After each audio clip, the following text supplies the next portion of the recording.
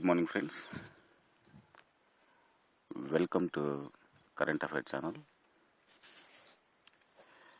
ఈరోజు మనం పంచాయత్ సెక్రటరీ సంబంధించిన క్లాసెస్ను ఈ క్లాస్ నుంచి నేను మొదలు పెట్టాలని అనుకుంటున్నాను.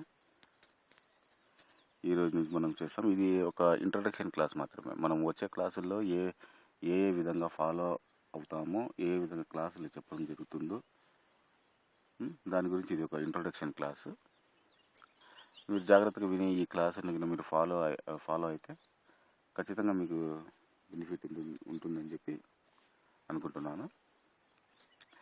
ఫస్ట్ మనం ఈ పంచాయత్ సెక్రటరీకి సంబంధించిన సిలబస్ను ఒకసారి గమనిద్దాం. ఏమేమి సిలబస్ ఉంది, ఎలా మనం దాన్ని ఇప్పుడు ఉండే తక్కువ టైంలో ఎలా మనం దాన్ని రీచ్ కాగలుగుతాము, ఎలా మనం ఏ రూట్లో మనం చదవాలి, ఎలా చదవాలి అని చెప్పి ఒకసారి ఒక చిన్న అవగాహన క్లాస్ ఈరోజు మనం చెప్దాము. నెక్స్ట్ క్లాస్ నుంచి మనం క్లాస్లోకి ఎంటర్ అయిపోతాం. ఓకే, సిలబస్ మనం ఒకసారి గమనించినట్టయితే ఫస్ట్ అంతర్జాతీయ, జాతీయ మరియు ప్రాంతీయ వర్తమాన అంశాలు, అంటే ఇవి national and international current affairs. ఈ కరెంట్ అఫైర్స్ మన ఛానల్లో ఆల్మోస్ట్ దాదాపుగా కరెంట్ అఫైర్స్ మొత్తం అన్నీ కవర్ చేయడం జరిగింది. అది కూడా జనవరి నుంచి డిసెంబర్ వరకు 2016 సంవత్సరానికి సంబంధించిన అన్ని కరెంట్ అఫైర్స్ను మనము బిట్స్ రూపంలో ఏదైతే ఎగ్జామ్లో మనకు చాలా ముఖ్యమైనవి కరెంట్ అఫైర్స్ అన్నీ మనం చెప్పడం జరిగింది. ఒకసారి మీరు ఛానల్లో మన వీడియోస్లోకి వెళ్ళి ఒకసారి చెక్ చేసుకోండి. కరెంట్ అఫైర్స్ దాదాపుగా మొత్తం కవర్ చేయడం జరిగింది. అది చదువుకుంటే దాదాపుగా 99% కరెంట్ అఫైర్స్ మీకు కవర్ అయినట్టే పంచాయత్ సెక్రటరీకి. దాని తర్వాత మనకు నెక్స్ట్ ఏమొస్తుందంటే జనరల్ సైన్స్ మరియు దైనందిన జీవితంలో జనరల్ సైన్స్ యొక్క అనువర్తనాలు, మరియు శాస్త్ర మరియు సాంకేతిక సమాచార సాంకేతిక పరిజ్ఞాన రంగాల్లో ప్రస్తుత అభివృద్ధి. ఇంకా జనరల్ సైన్స్ అంటారా, జనరల్ సైన్స్ అంటే మనము అది ఒక సముద్రం లాంటిది. అవన్నీ మనం చదవాలంటే ఇప్పుడు అంత టైం లేదు. మళ్ళీ జనరల్ సైన్స్ అంటే ఫిజిక్స్, బయాలజీ ఇవన్నీ మళ్ళా తీసి మనం పెద్ద పెద్ద బుక్కులు ఇవన్నీ తీసుకొని చదవాలంటే మనకు ఇట్ ఈజ్ నాట్ ఇంపాసిబుల్. ఇప్పుడు అంత టైం కూడా లేదు కాబట్టి మనకు అంతంత అవసరం లేదు. కానీ ఈ ఎగ్జామ్ పాయింట్ ఆఫ్ వ్యూలో మనకు ఎంతవరకు మనకు ఇంపార్టెంట్ కనీసం మనము ఒక ఈ చెప్పబోయే క్లాసుల్లో 70 to 80% క్వశ్చన్స్ తగిలే విధంగా లాస్ట్ సంవత్సరాల్లో మనకు ప్రీవియస్ ఇయర్ పేపర్స్ ఒకసారి గమనించి ఎలా అయితే క్వశ్చన్ పేపర్ వస్తుందో అని చెప్పి గమనించి దాని ద్వారా ఈ క్లాసులు ప్రిపేర్ చేయడం జరుగుతుంది.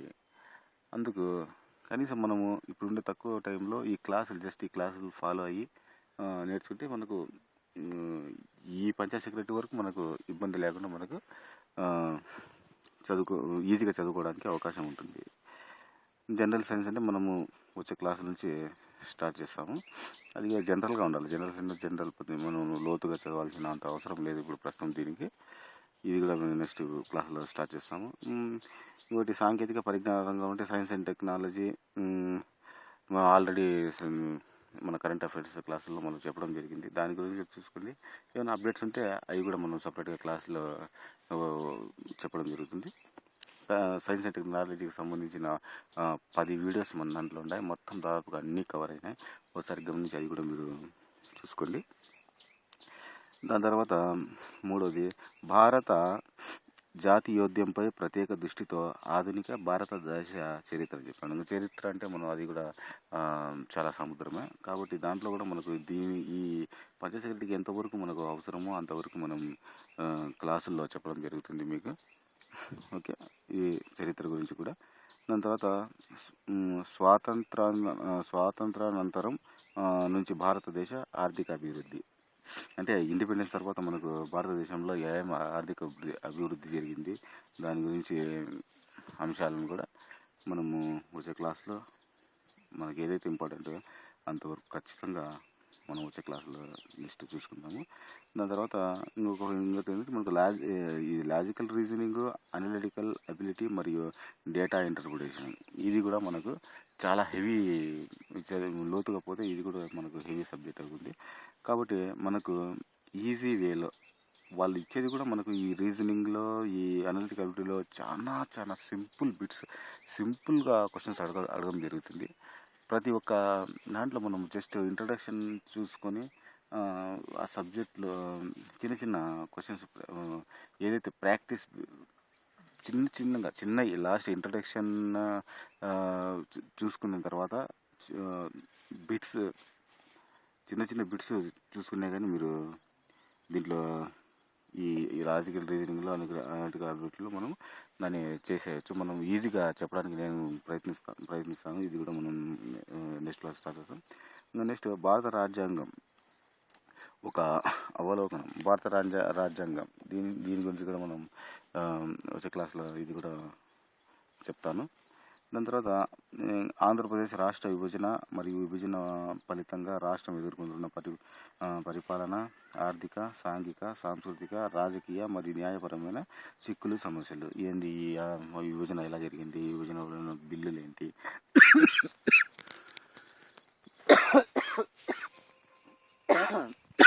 సారీ ఏందో చెప్పి మనం దాని గురించి మనము నీట్గా నోట్స్ రెడీ చేశాను. ఇది కూడా మనం అప్లోడ్ చేయడానికి తొందరలో రెడీ చేసేసి అప్లోడ్ చేయడానికి ప్రయత్నిస్తాను. దాని తర్వాత నెక్స్ట్ మనకు ఎంత ఒక బంచ్గా ఒక పార్ట్గా చదువుకున్నాము. ఇంకా నెక్స్ట్ వచ్చేసి పంచాయతీరాజ్ మొత్తం. ఈ 7 వచ్చేసి ఒక పార్ట్ అనుకోండి. నెక్స్ట్ పార్ట్ వచ్చేసి మనకు భారతదేశంలో పంచాయతీరాజ్ వ్యవస్థ పరిమాణము, రాజ్యాంగ సవరణలు మరియు వివిధ కమిటీల నివేదికలు. ఈ భారతదేశంలో పంచాయతీరాజ్ వ్యవస్థ పరిమాణం, ఈ పంచాయతీరాజ్ ఇదంతా ఒక బంచ్గా మనము చదువుకుంటే మనకు మెయిన్స్ కూడా మనకు ఉపయోగపడే అవకాశం ఉంది. కాబట్టి ఇది కూడా మనము ఒక క్లాసుల్లో నీట్గా చెప్పడం జరుగుతుంది. ఇది 8వది అంటే మనకు భారతదేశంలో పంచాయతీరాజ్ వ్యవస్థ పరిమాణము, రాజ్యాంగ సవరణలు మరియు దాని ఏమి కమిటీలు, నివేదికలు అవి. ప్రస్తుతం ప్రిలిమ్స్కి మనకి ఏం అవసరం అవుతాయో, ఏది అవసరమో అది అంతవరకు మనము ఈ క్లాస్లో చూద్దాం. దాని తర్వాత ఇంకొకటి ఏంటంటే ఆంధ్రప్రదేశ్లో నెక్స్ట్ అంతా ఆంధ్రప్రదేశ్ గురించి ఉంటుంది. ఆంధ్రప్రదేశ్లో పంచాయతీరాజ్ వ్యవస్థ పరిమాణము, పంచాయతీరాజ్ వ్యవస్థ గురించి తెలుస్తుంది అది. నెక్స్ట్ 10వ వచ్చేసి ఆంధ్రప్రదేశ్ పంచాయతీరాజ్ శాఖ యొక్క కీలక పథకాలు. 11 వచ్చేసి ఆంధ్రప్రదేశ్ గ్రామీణ ఆర్థిక వ్యవస్థ, వ్యవసాయము, చిన్న తరహా పరిశ్రమలు, గ్రామీణ హస్తకళలు గురించి. 12 ఆంధ్రప్రదేశ్లో గ్రామీణ పరపతి, బ్యాంకులు, సహకార సంఘాలు మరియు సూక్ష్మ విత్త సంస్థల పాత్ర.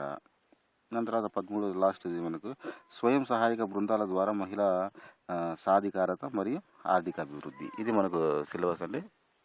ఇందులో మనము నీట్గా ప్రతి ఒక్కటి ఈ 13 చాప్టర్స్ అనుకోండి, 13 చాప్టర్స్లో ఒక 20 to 25 వీడియోస్లో మనము ఈ మొత్తం కవర్ చేస్తాను.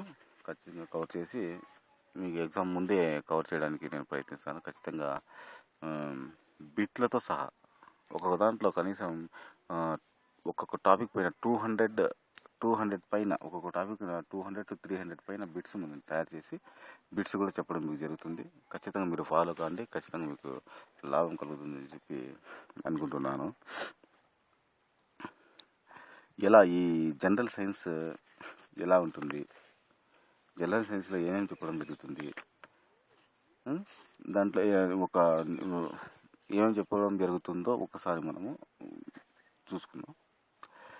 ఏముంటుంది ఈ జనరల్ సైన్స్లో, ఈ టెక్నాలజీ అండ్ ఇన్ఫర్మేషన్ టెక్నాలజీలో ఏమేమి నెక్స్ట్ క్లాస్లో మనం చెప్పడం జరుగుతుందంటే ఒకసారి గమనించండి ఏమేమి క్లాసులు ఉంటాయి. ఫస్ట్ మనకు జీవం ఎలా ఏర్పడింది జనరల్ సైన్స్లో.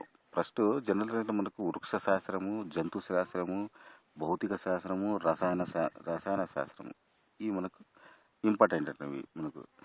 దీంట్లో ఏమేమి చెప్పడం జరుగుతుందంటే వృక్ష శాస్త్రంలో చూడండి, మనం జీవం ఎలా ఏర్పడింది అనే టాపిక్, జీవన శాస్త్ర శాఖలు, జీవుల వర్గీకరణ, కణాంగాల నిర్మాణము, విధులు, కణ విభజన, కణజాలాలు, మొక్కల కణజాలాలు, జంతు కణజాలాలు, బ్యాక్టీరియా, ఇలా ప్రతి ఒక్క టాపిక్ గురించి మనము ఒక్కసారి నేర్చుకుంటే ఎక్కడి నుంచి బిట్టించినా కానీ మనం ఈజీగా రాయడానికి అవకాశం ఉంటుంది. వృక్షశాస్త్రం ఈ విధంగా ఉంటుంది. తర్వాత జంతు శాస్త్రంలో ఏమేమి టాపిక్స్ ఉంటాయంటే జంతు రాజ్య వర్గీకరణ, అకశేరుకాలు, సకరేసుకాలు, చేపలు, జంతువుల ఆర్థిక ప్రాముఖ్యత, జంతువులతో పోషణ, ఇలా మనకు జంతు శాస్త్రంలో కొన్ని మెయిన్ ఇంపార్టెంట్స్ అన్ని ఒక్కొక్క టాపిక్ గురించి మనం నీట్గా చదువుకున్నాము. తర్వాత భౌతిక శాస్త్రంలో కొలతలు, కాంతి, ఉష్ణం, గతి శాస్త్రము, యాంత్రిక శాస్త్రము, ధ్వని, ఇట్లా మనం భౌతిక శాస్త్రంలో మనం నేర్చుకున్నాం. తర్వాత రసాయన శాస్త్రంలో పరిమాణ నిర్మాణము, రసాయన బంధము, మూలకాలు, ఆమ్లాలు, కారణాలు, వాయువులు, ద్రవ్యాలు, లోహ సంగ్రహం శాస్త్రం, ఇట్లా మనకు దాని గురించి ఇట్లా మనకు జనరల్ సైన్స్లో ఈ విధంగా టాపిక్స్ నెక్స్ట్ వచ్చే క్లాస్లో చెప్పడం జరుగుతుంది. దాని తర్వాత మనకు ఈ సైన్స్ అండ్ టెక్నాలజీ అంటే ఆల్రెడీ ఉండే దాని అప్డేట్స్ మనం చూసుకుందాము. దాని తర్వాత ఇప్పుడు ఆధునిక భారతదేశ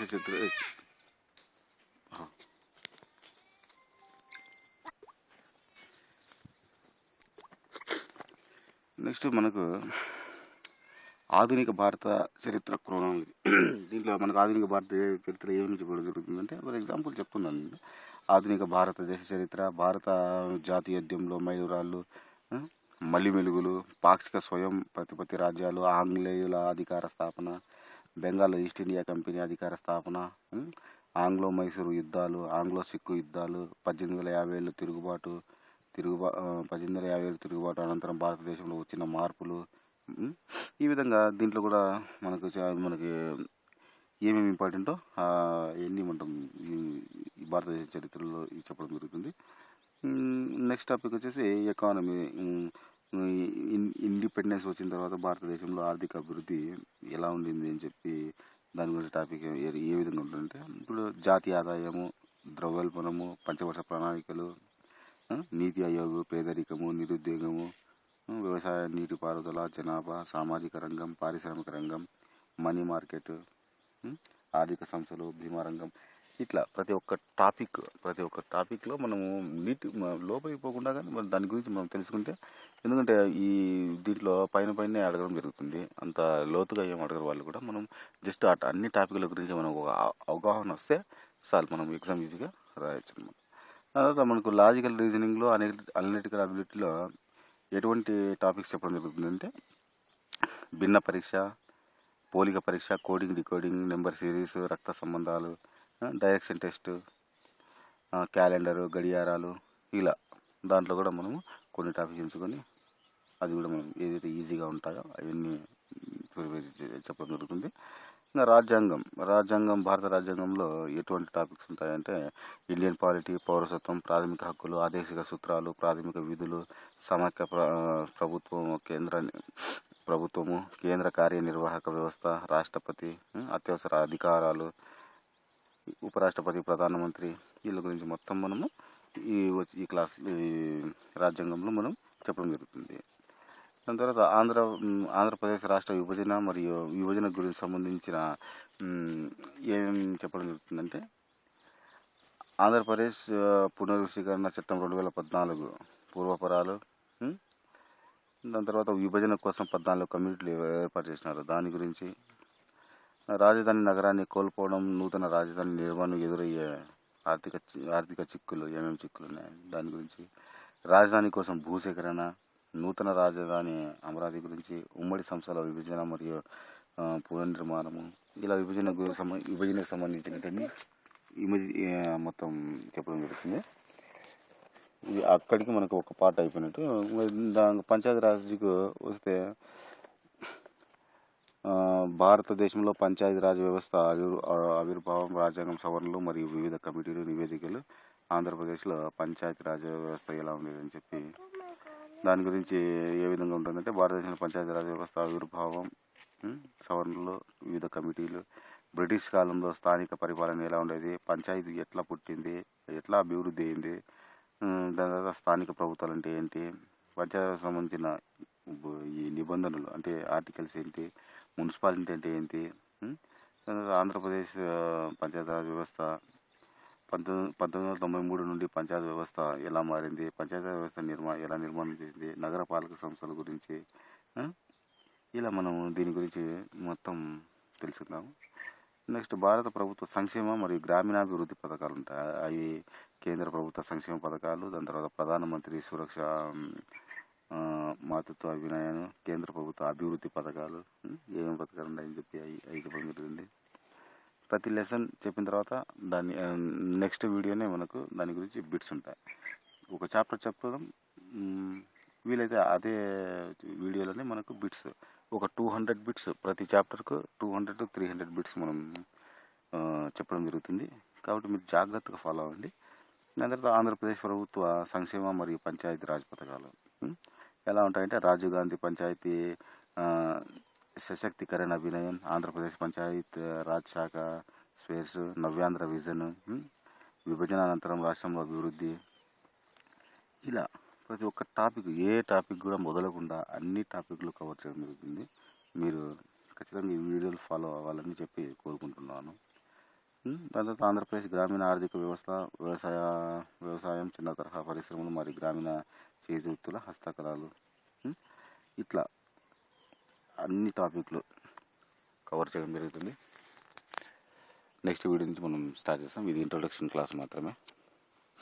ఓకే ఫ్రెండ్స్, ఈ వీడియో మీకు నచ్చినట్లయితే లైక్ చేసి షేర్ చేయండి. ఒకవేళ నచ్చకపోతే కామెంట్లో చెప్పండి.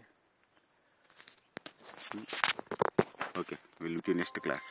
Okay, thank you very much.